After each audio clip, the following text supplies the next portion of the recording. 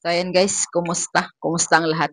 So, ayan, hawakan natin tong mic para marinig at maintindihan ng mga matitigas na ulo, yung mga naninigas na utak, na marinig nila tong sasabihin natin. Dahil, kung nakita nyo dyan sa thumbnail natin, yan pala yung sidecar na laging hinahanap ni Sir Stephen at ni Ursula. So, yan. Bago ang lahat, shoutout muna natin ang mga masisipa na mga reactors, mga Techram community, mga Techram defenders dyan na talagang sipa pa sa kabayo. Shoutout kila Papa Bear, sila Bullpoint, si Ma'am Japina. Shoutout Ma'am Japina. Nanood ako sa video mo kahapon at doon ako nakakuha ng screenshot. At kay Ma'am Shimari, shoutout Ma'am Shimari. At sa kay Sir Isaac. Ayan, shoutout sir. Nakita ko yung mga comment mo doon sa videos ko. Thank you so much. At sa kay, kay sila Ruli TV, si Noy PH, at saka si Sir The Community. Ayan, shoutout. And especially shoutout kay, kay Tito Bong, si Country Boy, dahil nagbigay siya ng, pailaw doon sa aking videos. Thank you so much, Tito Bong, sa iyong pag-share ng iyong blessings. Sana'y mag-ingat ka po palagi dyan at lagi ka pong malakas. Ayan.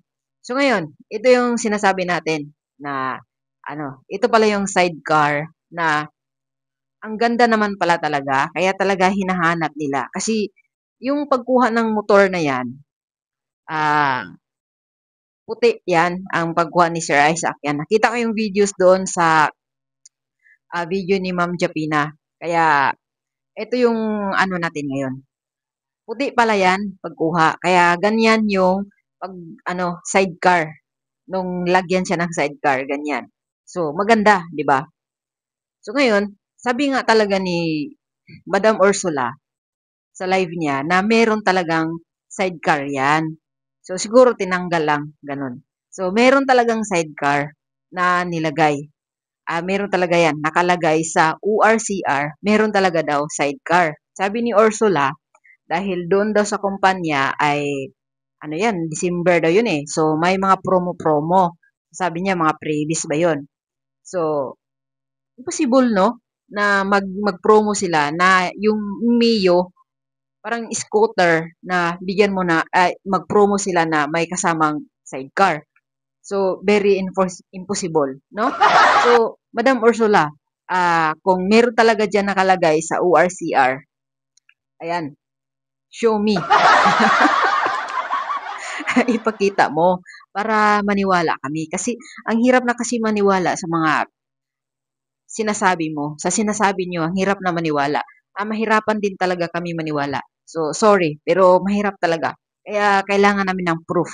So, yan, pakita mo. Kasi impossible naman. Maniwala pa ako kung may promo dyan sa mga company ng mga motor na mga helmet, mga accessories ng motor, pwede pa yon, mga previous accessories, mga promo-promo, pwede pa yon. Pero kung mag-promo sila na yung Mio ay lagyan ng sidecar, impossible. Yan lang masasabi ko. At sa para kay Ninong Stephen, na talagang ipagsiksikan nyo na meron talagang sidecar, ang ganda naman talaga pag merong sidecar yung motor na yan. Kasi ganyan ang itsura, pag may sidecar. Maganda rin siya. Ngayon, itong si Stephen, umamin na siya nung nakaraan na nagkamali lang yung demand letter na nalagyan ng sidecar. Malinaw yung niya doon, post niya doon sa Facebook niya na nagkamali, tao lang nagkamali. So nalagyan ng sidecar ng ang motorcycle with sidecar. So okay na 'yon. Ngayon mga ilang araw, bumalik na naman na meron talagang sidecar. Ano ba? Isipin mo nga Ninong Stephen na yung regaluhan mo ay isang binata at isang estudyante. kung magdi-deliver ka ng motor doon, magbibigay ka ng regalo na may sidecar, kung sa tingin mo, matutuwa kaya si Dave sa regalo na may sidecar?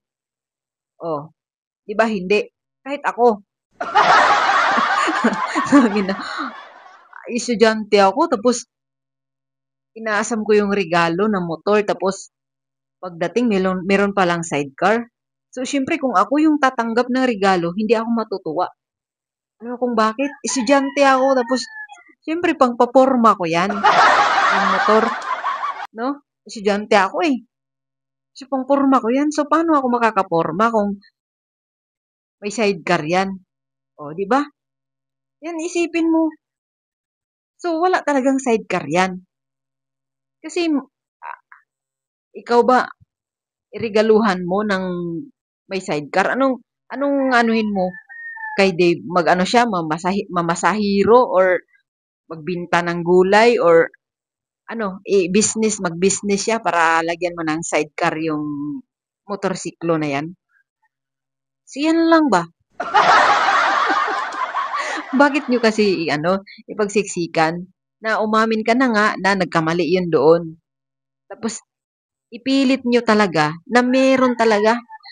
Ayan oh, nakita ko sa ah, vlog ni Ma'am Japina. Malinaw dyan oh, yung binilugan dyan, nakalagay dyan na without sidecar. Oh, without sidecar, malinaw yan. Kung nakita nyo yan, Ursula, panoorin mo doon sa kay Ma'am Japina. Isipin nyo naman, o baka meron kayong ORCR dyan na pinadukdok ninyo sa rekto na pagawaan para may ipaprove lang kayo na meron talagang motorcycle na may sidecar. Halagawin nyo yan.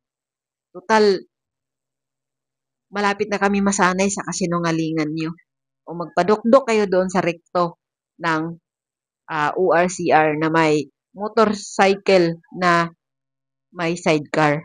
Dahil dyan, sa pinakita ni Sir Isaac, sa vlog ni Ma'am Japina, na resibo, nakalagay dyan, yung binilugan dyan, without sidecar talaga yan. So, pwede rin, pag nakuha nyo na yan, yung motor na yan, kayo na lang, palagyan nyo na lang ng sidecar.